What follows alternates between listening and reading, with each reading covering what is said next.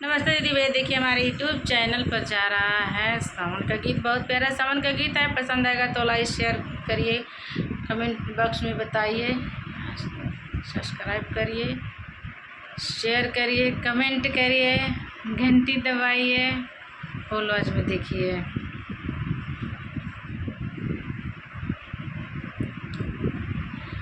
कजरिया खेल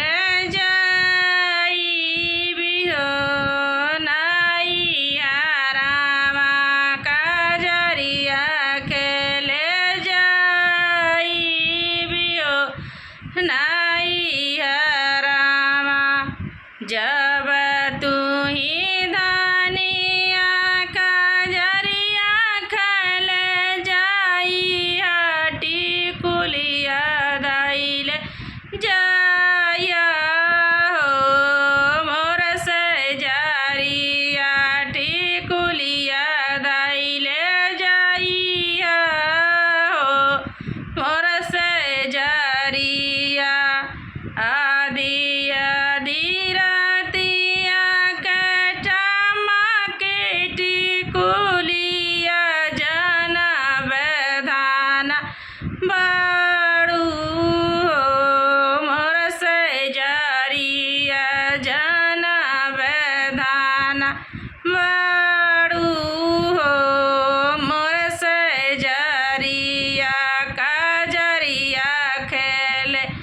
जाई भी हो नाई हरावा कजरिया खेल जब तू ही दानिया कजरिया खेल जाई बुहरवा दाइल जाइया हो मोर से जारिया हरवा दाइल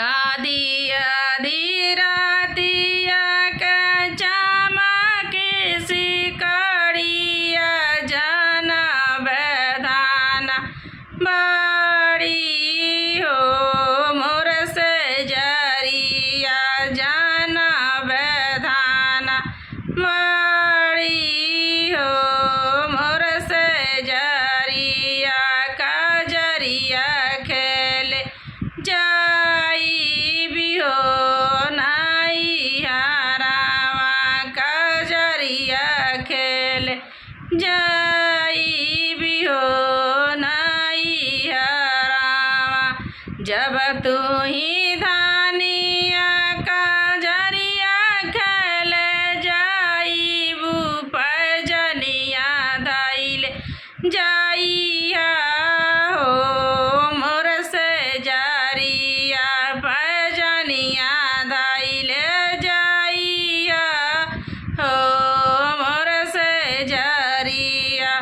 आदि आदि रातिया के बजिया पाए जानिया जाना बधाना बड़ी हो मोर से जारिया जाना बधाना बड़ी हो मोर से जारिया जाना बधाना